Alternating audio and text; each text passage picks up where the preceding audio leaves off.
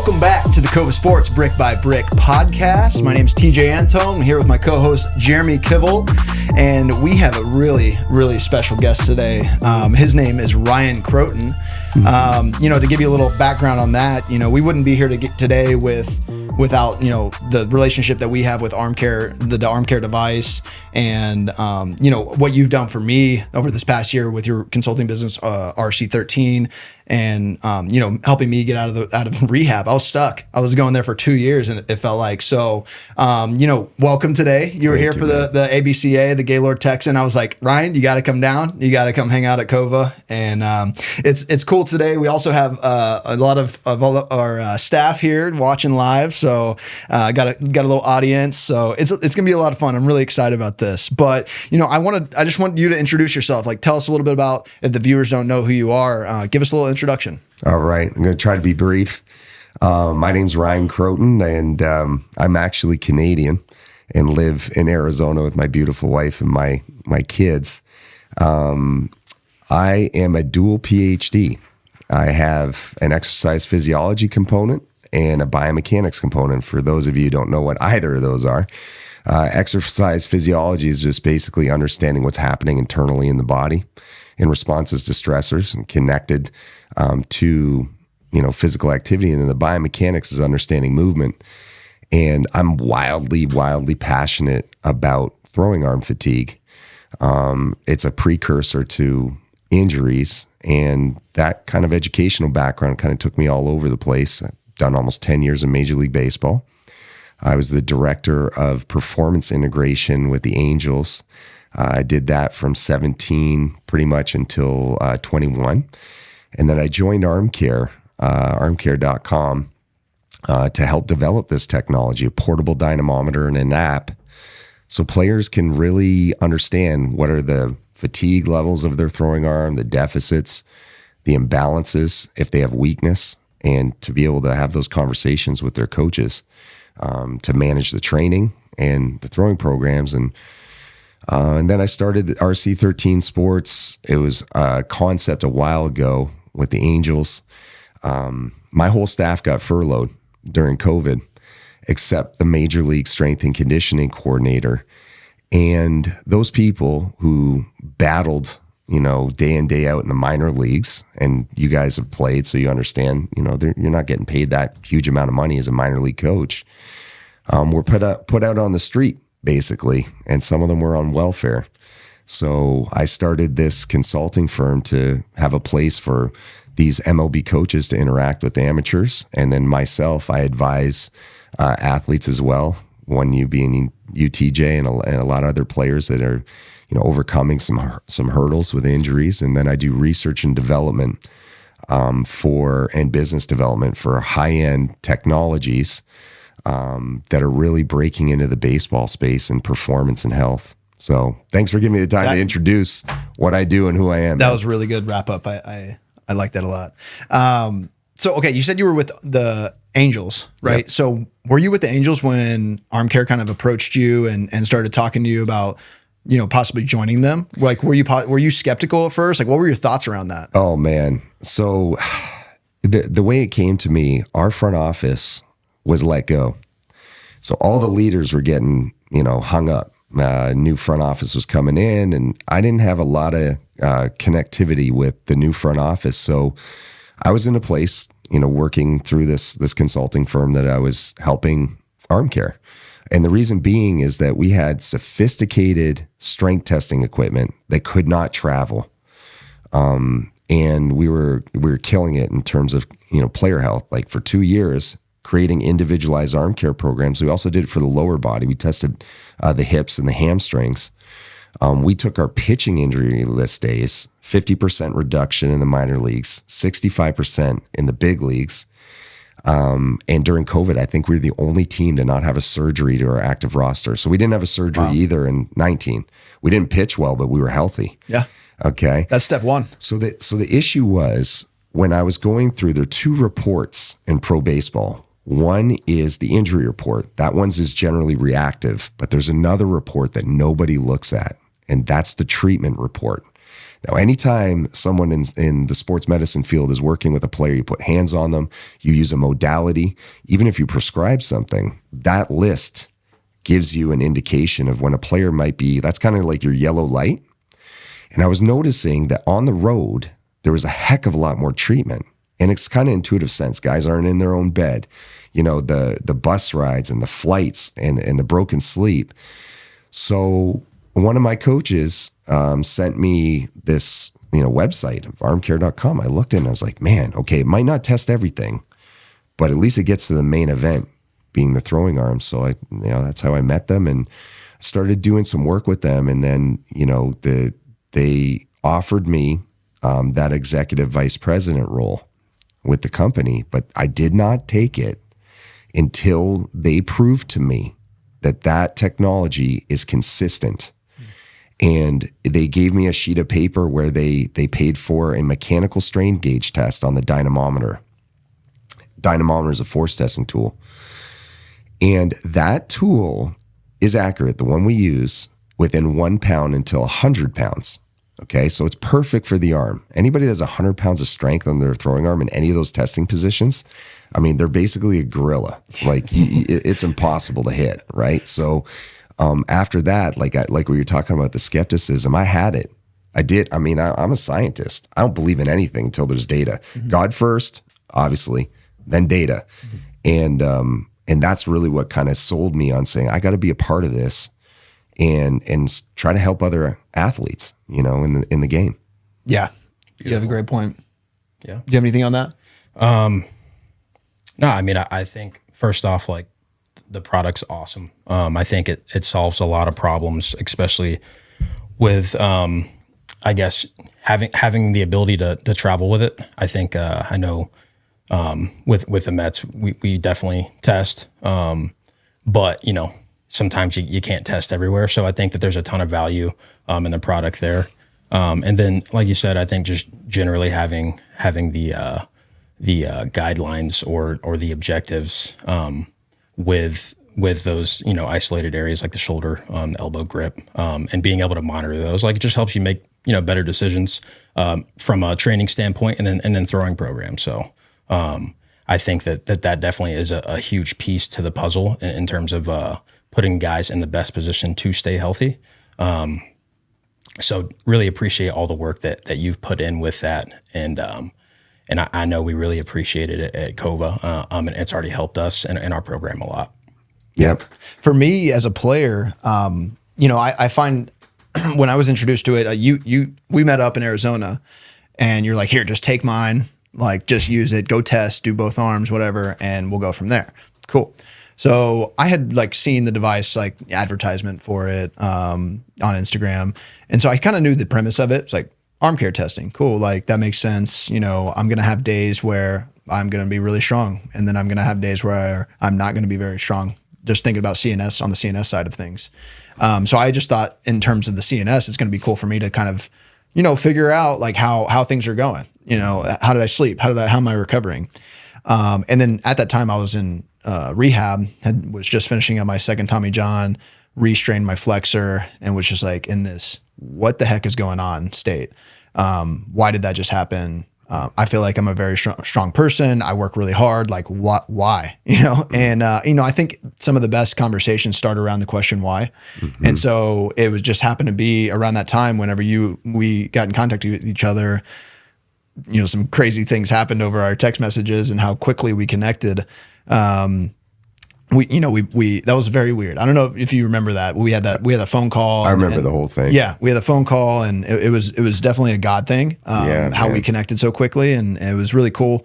But for me as a player, I do love the portability of it. I love the portability of the ArmCare device. I was a little skeptical at first as well. I was like, oh, I can kind of cheat this thing if I wanted to, right? Mm-hmm. I can just like arch my back or like plant my feet in the ground. And I remember you texting me and be like, you have to be very strict about your form, and testing, staying consistent. Right. And so, you do your best as a player, but like you see those numbers and there's a little bit of competition within yourself and you're like, I want to just rip this thing as hard as I can, but it does give you really good data. I do want to ask I don't know if you came up with these or if these numbers were already came up with before you got there, but the pounds versus velocity and the pounds versus body weight and the recovery scores, like where did all those come from? Did you come up with those? Where does that come from? Yeah, I mean, the first thing I go to, because the science piece, is I look at what's been published that's been evidence-based. And there's a lot of data, especially in tennis, there's a little bit in baseball, that communicates strength in absolute terms. Sometimes it's in newtons, sometimes it's in pounds. But when we really, dove deep with the Angels, so you got your evidence-based practice, which comes from reading research. A lot of people don't want to read through white papers. You could go on Google Scholar. It's so simple to do. And I could type in dynamometry plus baseball pitchers, and all these papers come up. You don't have to read the whole paper, but you look at the abstracts. And I started picking ones that I thought, okay, this is a professional model. I was working with pro players, so I didn't want to look at youth, but there's some youth studies out there. And then getting into the big league side of things, just working and doing the practice-based evidence, studying. Remember, I went to the Angels, and the backstory is I was doing a postdoctoral fellowship at Penn. And we started this lab called the Penn Throwing Clinic, and part of before the 3D, we would go and do an orthopedic screen. So I started getting an understanding of like, what is strong? We're all here at a table, you might have a maximum strength on your throwing arm that might be 150 pounds, right? And you might weigh 120 pounds. TJ is 175 and he weighs 200 pounds, and I have 250 pounds and I weigh 250. Mm-hmm. We have to know our strength relative to our body weight. Mm-hmm. And that really, that protects you from injury.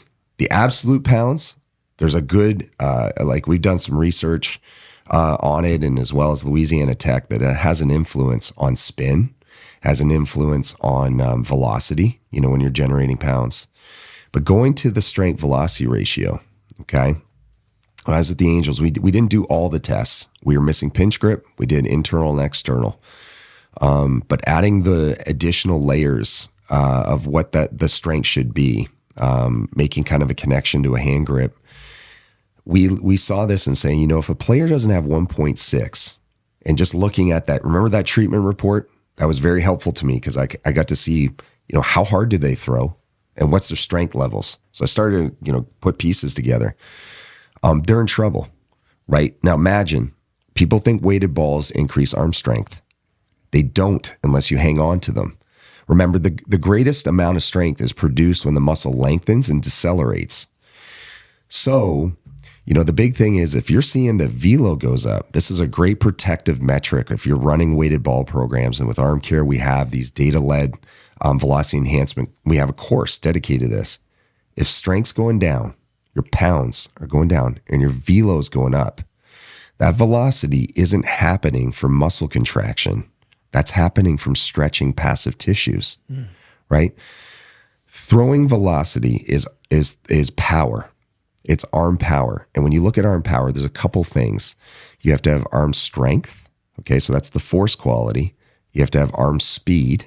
That's the velocity quality. Okay, but you also have to have arm length. And I mean by length is length of tissues. And a lot of that happens from external rotation, range of motion. So if you don't have arm force, okay, and you're getting arm speed, generally it's happening from arm length. Now the arm's a catapult. Now the further it's cranking back and you don't have the muscle strength to control it, you're going to have a lot more stress, okay, to the spring, which is your forearm muscles. Okay, and what happens in the baseball season, like TJ, has probably happened to you too, is that your shoulder capsule relaxes, right? So if you're getting more length out of your joint and there's no strength, you're not protecting the hinge. Underneath that spring is the hinge, okay? And that hinge is your UCL. So using that, getting back to that strength velocity ratio metric, when you start seeing a player start to dive, and in the ArmCare device app, you have alerts. It'll turn amber to say, hey, you got to do something here. Okay. As soon as it starts to go into like magenta, that means that that's a warning. Okay. There is a bigger risk there. So you have to be able to modify this, and like for your job too, Kivel, this doing the rehabilitation side of the throwing programs, stick into that stuff prior to getting a guy in the mound. There's always this like transition, like you got to go flat ground throwing, right? And it progresses in distance and throws, and then they get to the mound, right? You have that metric. If that dude, okay, is not a 1.6 or better, you're exposing them potentially to a secondary risk factor, right? Having another injury to that part of the body. So, that's a key metric, and it's an easy one. We make it front facing in the app. And for all my remote athletes with RC13 Sports, I'm paying attention to that. And we partner with a lot of companies like Kova, like great coaching companies that we help advise, because, you guys have a lot of athletes, and sometimes it's hard to manage them all. But like in the same thing, when you guys have your guys and they leave for the season, right now, if they have the device, you're able to stay connected. So I know for us, the dashboard has been really, really huge on very quickly just logging in and seeing all the athletes on a very like glance basis, and not having to like click the athlete's profile, go in and like memorize what did they test last time. It's like it does all that for you, and the color basis is very quick and efficient on how you can just glance and be like, oh, this guy's yellow across the board. Yeah. Like we need to do something about that. Maybe he shouldn't throw today, or maybe we need to adjust his throwing today, or whatever it may be.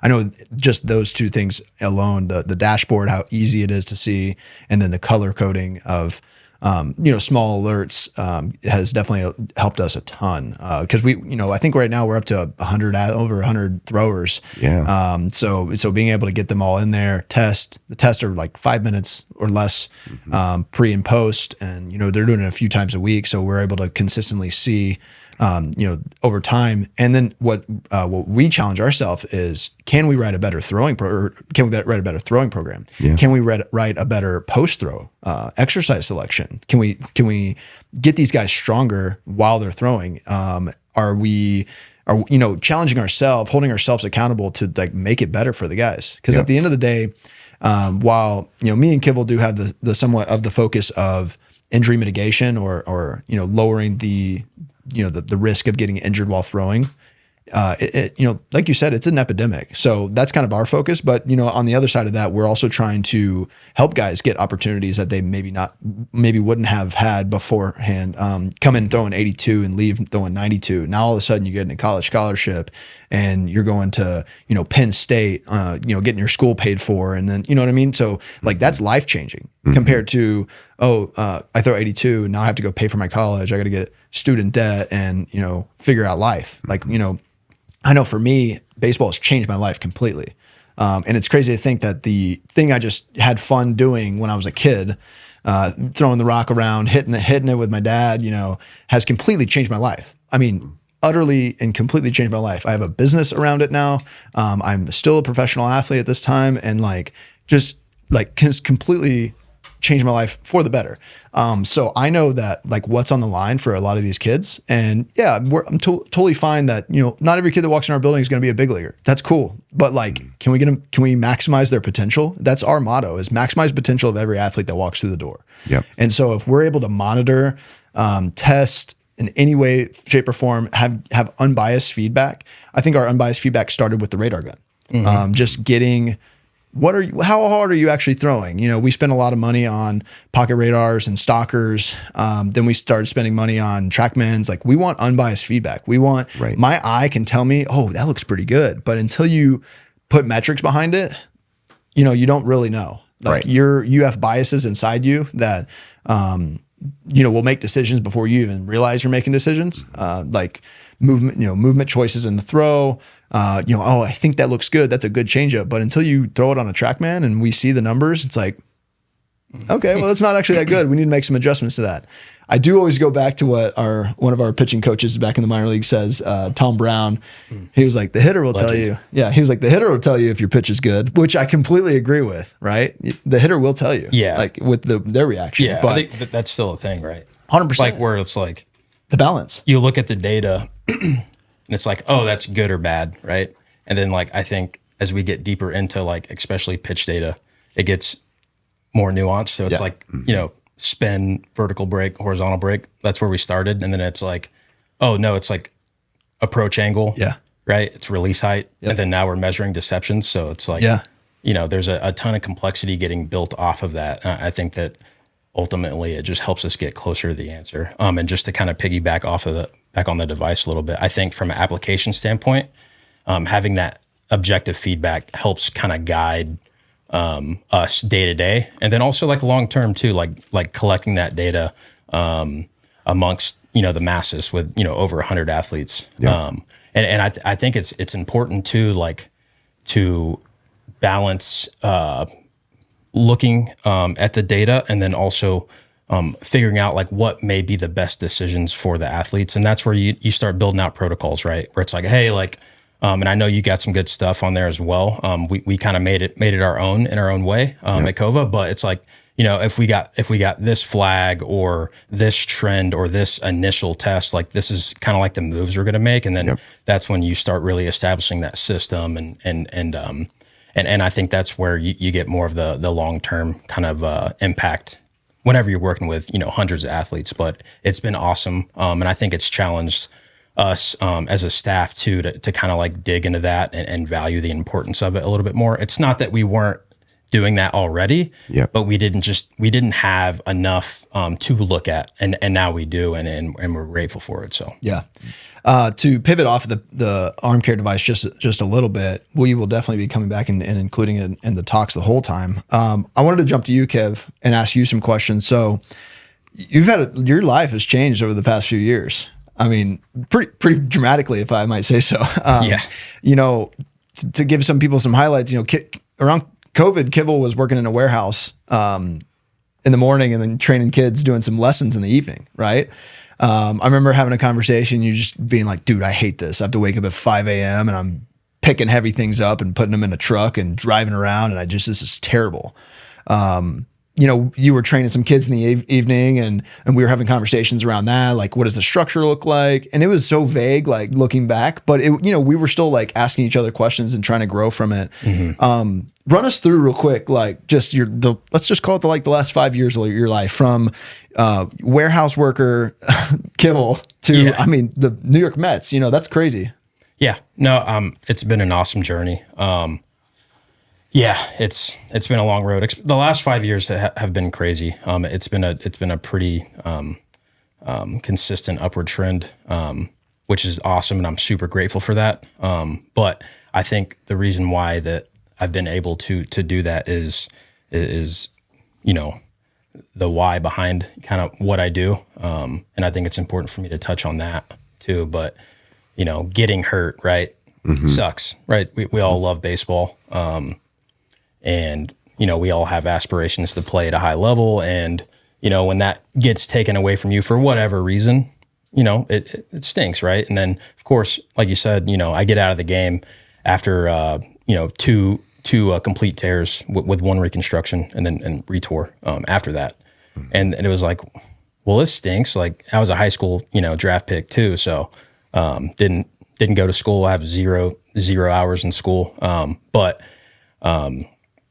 I think that, ask ourselves why, right? You brought that up earlier. It's like, hey, why did I get hurt? Right. Mm-hmm. So that's pretty much been the last 7 years. Right. And then it's just been really good for about 4 or 5 now. And I think that the why behind what we do at Kova, to maximize potential. And then for me specifically, the why behind what is an injury? Mm-hmm. Why does an injury happen? Mm-hmm. And breaking those down into their most fundamental aspects, right? I think that's why I'm where I'm at, because I'm super driven to answer that question and to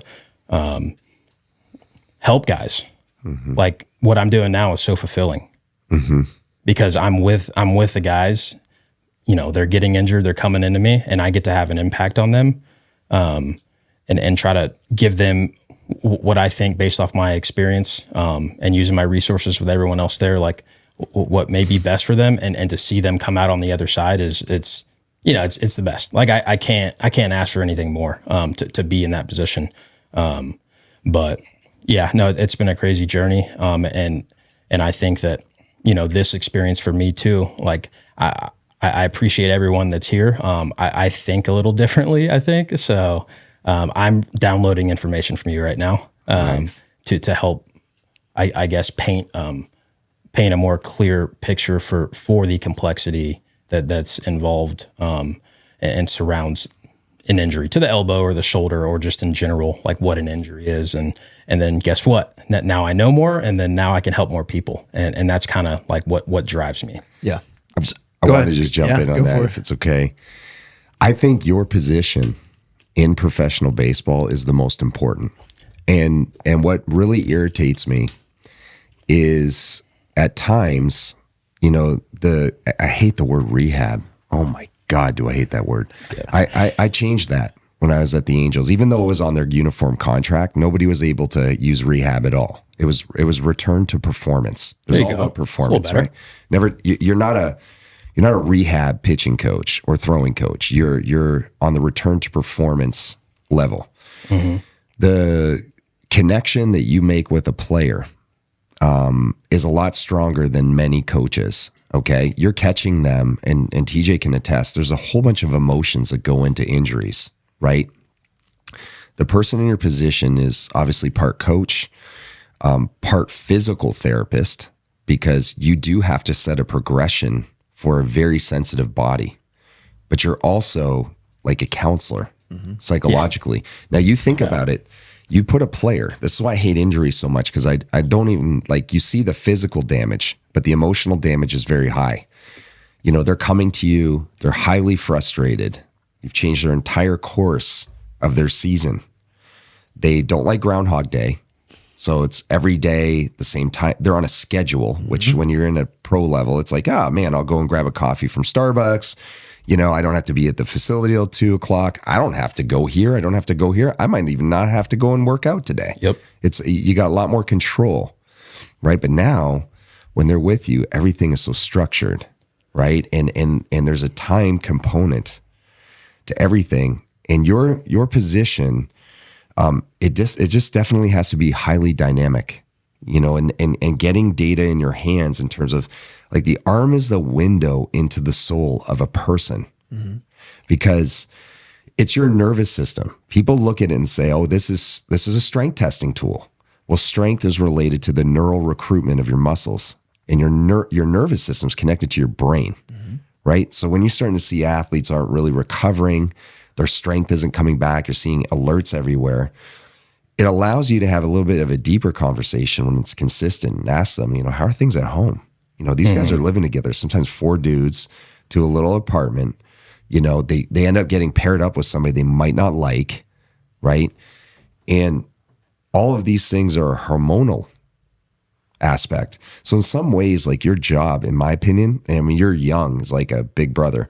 But as you progress, like, I do believe that your position should be one of the highest paid positions in baseball. Because as you progress and you develop experience, right? You go from this big brother, you become an uncle to the player, and then you become a dad. Some of them, and the good ones that exist, they're like a grandpa. I've worked with some guys, Kernan Ronan, with the Angels. He's an older dude, and he's highly effective. He's been a major league pitching coach, I believe. He's been a coordinator. He sees the whole world. But like, your connection is so sensitive. Players go in 2 directions when they're with you, right? They either, and I see this what happens when an injury happens, so I hate them so much.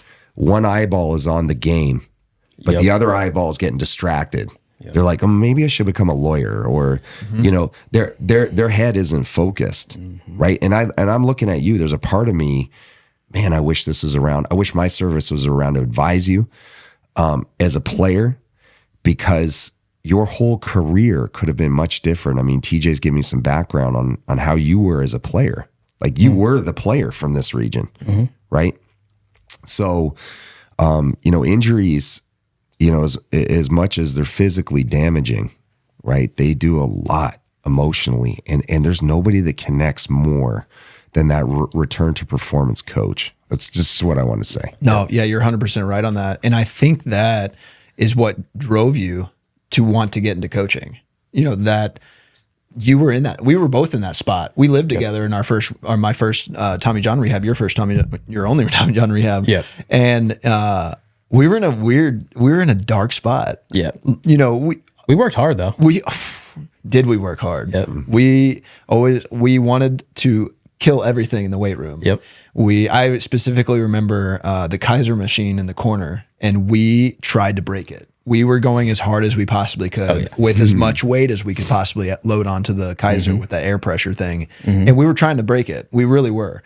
And, I think when you go into rehab with that mindset, like I'm going to just mess up the weight room, and I'm going to get as strong as physically possible. You mentioned in the car on the way over that a lot of people come out of rehab weaker. And I just think that's just so wrong.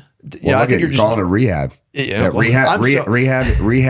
I don't mean to cut you off, but there's an association with rehab as brokenness. Yep.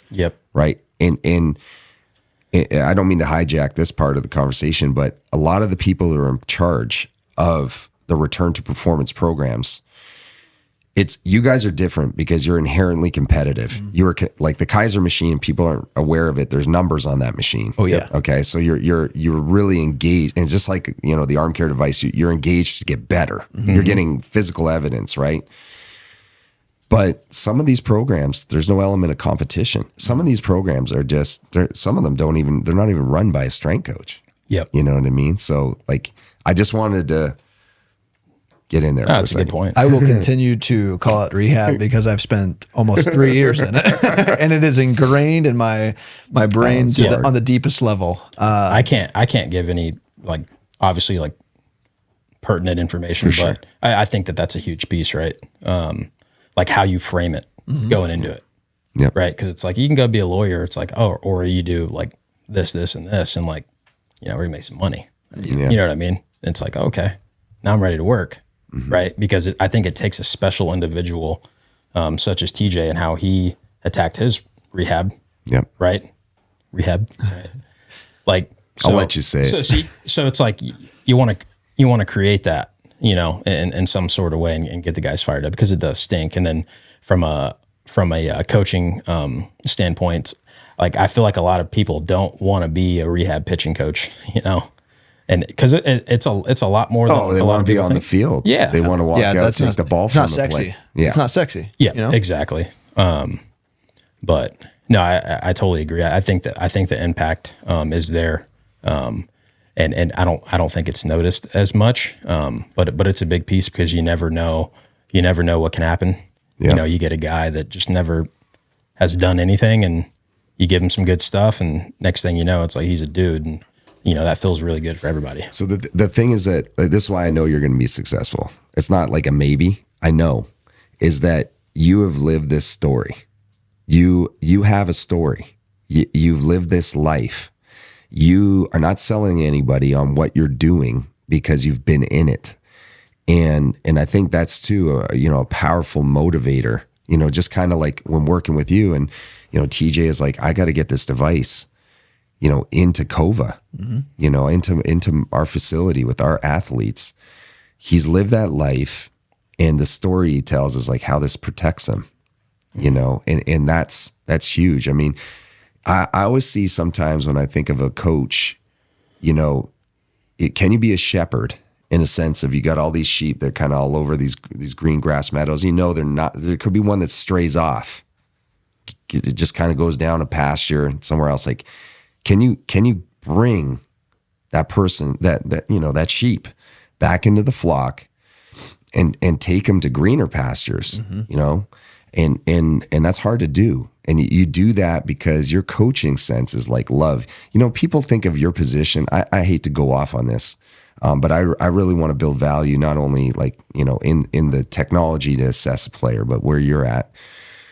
they look at that position either as it's like semi-retirement from being a pitching coach forever, right? That's one thing. Or like they just think they can exist.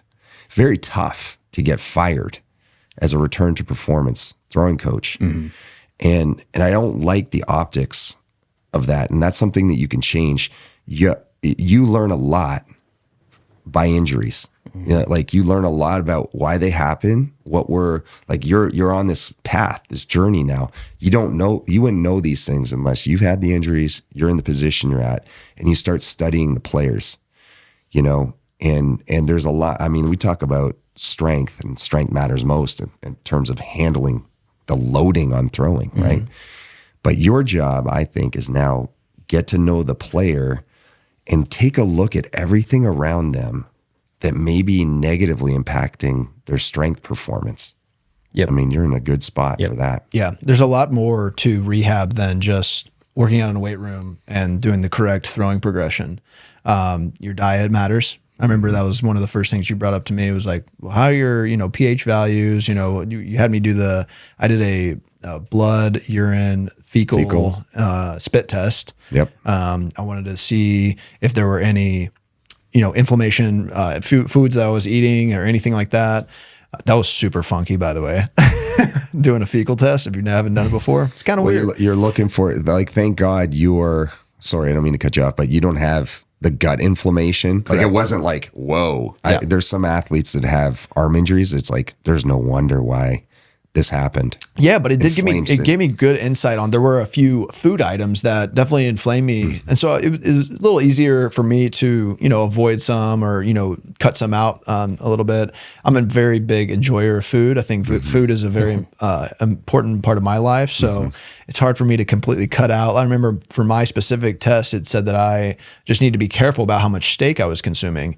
And do I love steak, right? Like, I can't just cut that out of my life. Can't be from Texas and not like red meat. Exactly. I wouldn't have listened to that. So I took it down a little bit, transitioned it to some more chicken, and I started feeling a lot better, especially like gut wise. Like I was, to be honest, I was using the bathroom 3 or 4 times a day, and that helped with my digestion, and so I was really happy with it. It does. It matters. Your sleep matters. Your diet matters, and then obviously also what you're doing at the field every day matters. So Kivel, like he was saying. He drives a really good point. You're a facilitator of that all, right? And while a lot of the coaches do say, "Oh, well, this is my job. I'm going to write the throwing progression, and then I'm going to, be done with my day." I know you, and I know the kind of person you are, and you do care about what people do outside of the field and how that relates to the rehab. So that's just really cool. I did want to jump over to your conversation that you had with Eugene a little bit. Okay. I want to debrief that with you, sure. Right? So we were all there. I saw a really big smile on your face when I brought that up. So strength matters most, right? That's ArmCare's slogan. And then he was going really off on, mechanics, right? Yeah. Creating efficient mechanics. Yep. Personally, I think there's a balance of both. And I think, but I loved what you said, in the talk, but I would just love you to debrief that just for a minute. Sure. And I want to hear, without him being in the room and giving rebuttals, but like what you thought about that and what you thought about what he was saying and how much, like, if you, where the merit lies in that. Yeah. I'll try to be as brief as I can, 'cause it's loaded. Yeah. First of all, I love Eugene. And I've worked with him, as you saw in the debate in the past. He at the time was the last person on the planet that I believe could fix someone by a mechanical approach. He is that good, okay, at that time. And he's got a strong opinion. So I don't spend a ton of time on Twitter. Like when you go on to ArmCare.com, which is, our president does a lot and some other people in the company, but it was getting to the point where people were contesting. We put out these things called Change My Mind, and it was all strength driven. And obviously the mechanical world is 99% of why people, they think mechanics are related to these injuries. And we obviously have a little bit better understanding of strength, but it got down to something real personal, like, and it's okay. And I get this text thread. I'm like, and I'm like, oh my God, 108. I'm like, that's Eugene. So Eugene is so hyper intelligent.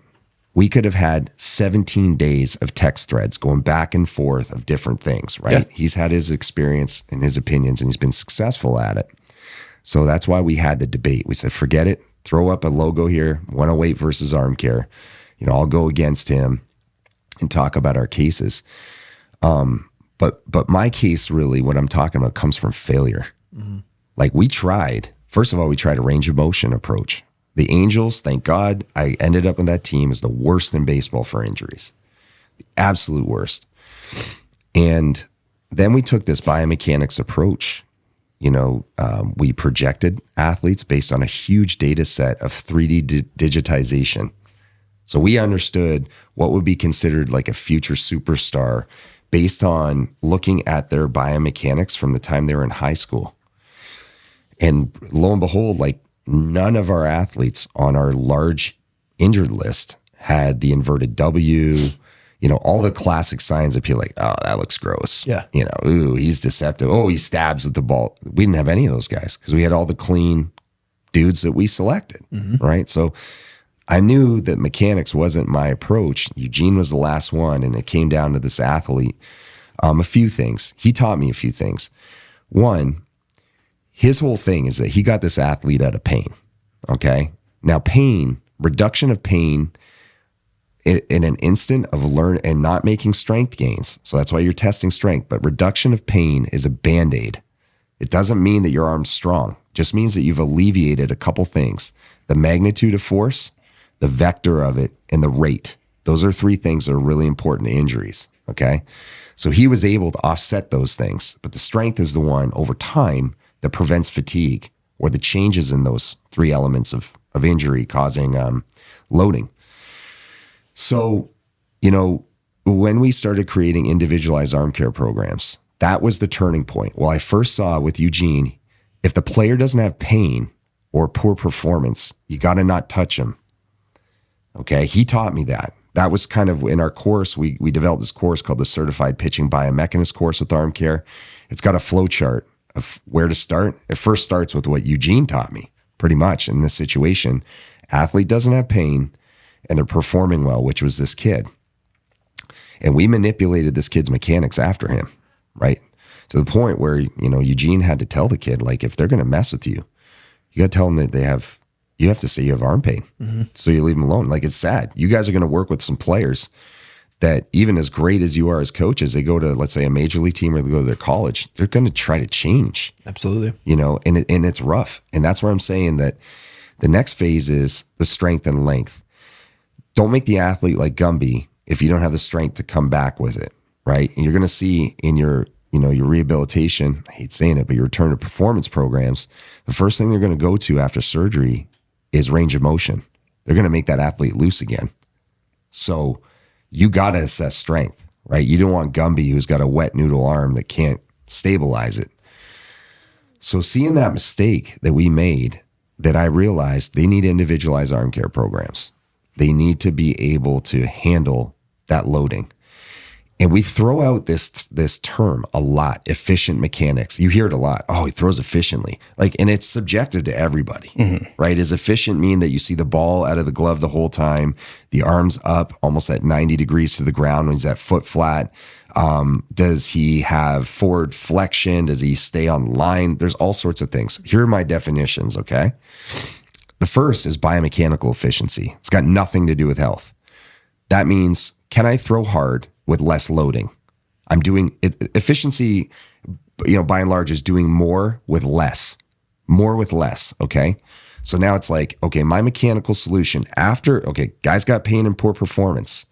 I've fixed his strength and length. I need to do something mechanically. Now I'm ready.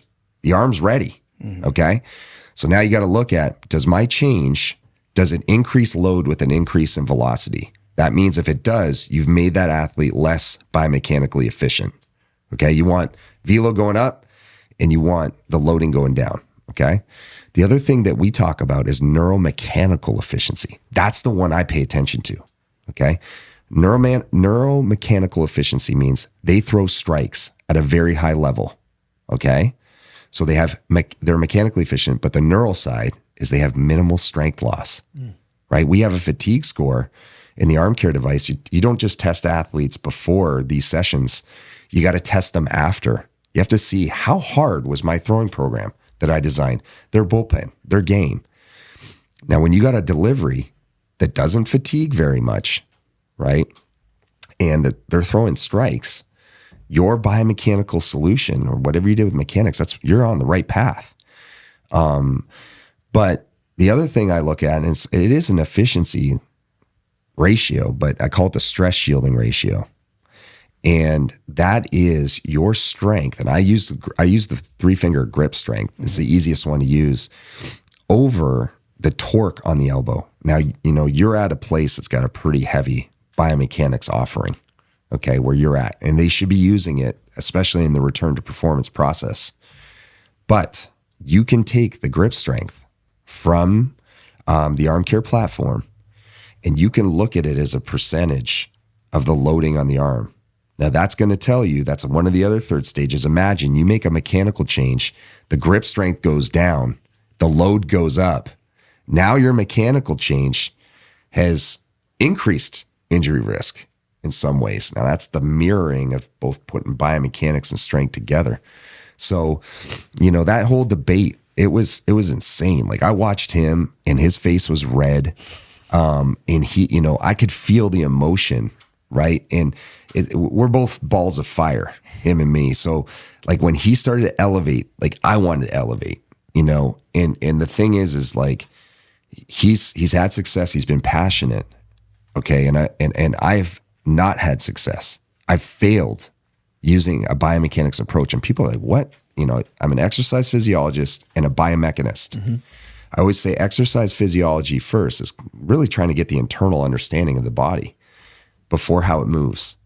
And that's kind of the process we were making. And I know, you texted me and you actually like, that's the close. I was like, how am I going to close this debate? Mm-hmm. And you were like, you texted me this one line. You were like, strength isn't the be all and end all. And I'm like, that's it.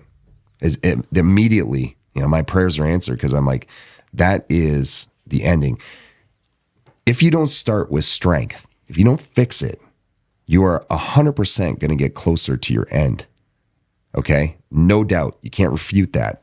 So, getting these coaches to be aligned with what you do as a player and a business owner, and what you are doing, as a coach and a business owner, getting the world to think that my arm strength matters.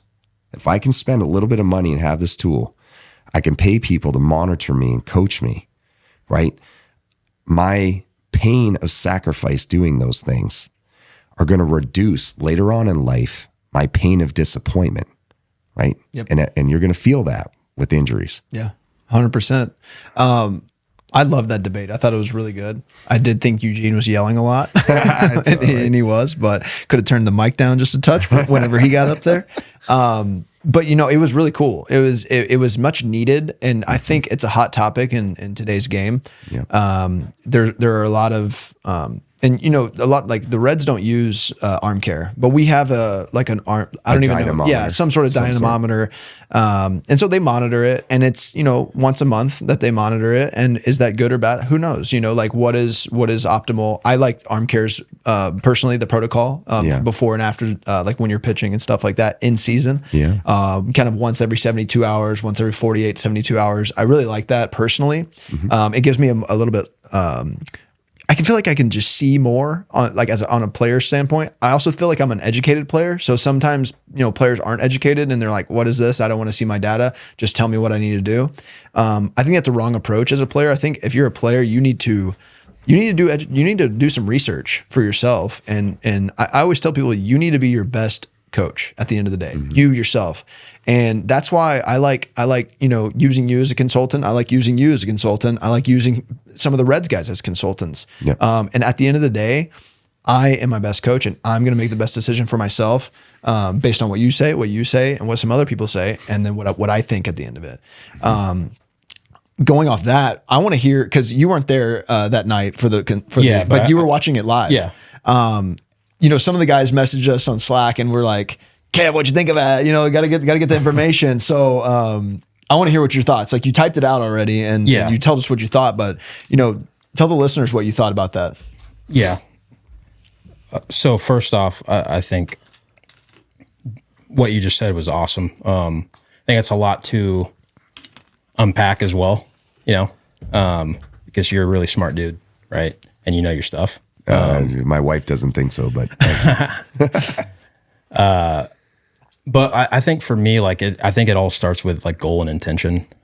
As a practitioner or coach, you know, business owner, like whatever, right? But like kind of how I look at that, from my perspective, is like I already stated what my intention was, right? Is to give guys, you know, the best that I can possibly give them holistically. So like basically how I looked at that was like that's basically just two different like ideas or schools of thought that both hold value, right? And obviously you guys are gonna, you know, fight for what you do and what you believe in, which is awesome, and I love the passion. But like for me, just kind of like the way that I think, it's like, you know, I'm never going to be like, oh, I don't like that, or I don't think that's good, or like that's stupid, or like that's smart, or like, oh, that's not in line with my beliefs, or that's in line with someone else. You know, I try to like work through it and think about it a little bit, and kind of where I start is kind of looking at your approach, and kind of what you believe in, and looking at Eugene and what he believes in, and breaking those down to just kind of like their fundamental, and trying to find and take from what potentially may be valuable to the guys that I work with. So basically, you know, I think that, you know, you're, you know, big fan of having the objective measures, right? Especially in an isolated way, which is contextual to the throw, right? Because you got the elbow, the shoulder, right? The grip, right? Which is awesome. And then you got Eugene, who is, you know, I don't have a ton of info on Eugene, but just like listen to him talk for a little bit, I would say that like foundationally, he teaches to the physics of the throw, right? So you talk about like, you know, energy transfer, decel, right? You know, and I think that in my opinion, and I want you to expand on it too, because I think you did a really good job of like, you know, believing what you believe in. But, you know, on my end, it's like, okay, well, I think Eugene's got some good stuff there, right? And there's some value in that, because, you know, I do think if, you know, I have a better throw in general, right? Which is subjective and objective, both of those things. And then if I have a stronger arm in an isolated way, right? I'm probably going to put myself in a better spot, right? So, but like that's two things, and we're dealing with a human that is a very complex system, right? So I think it's important to boil things down into what may be most valuable and impactful, which is, I think, what we all try to do, especially whenever we marry ourselves to a specific school of thought and kind of like live there. So, but on my end, like I said, the intention and the goal is to find the why, right? And that's, you know, that's my goal. So it's how can I take from you and take from Eugene, right? And take what's good from both of those things, because I feel like it hasn't served me as well long term to kind of like buy in or stick to one like singular approach and or offer one singular solution to a extremely complex problem. I don't think that's going to get us where we want to go, which is like the truth, right? Which is like, how do you define truth? Like, I don't know. Like, but you're probably not going to find it. It's a moving target, in my opinion. Like finding the solution for like no injuries, or like a player stays healthy the whole season, or like comes back from an injury.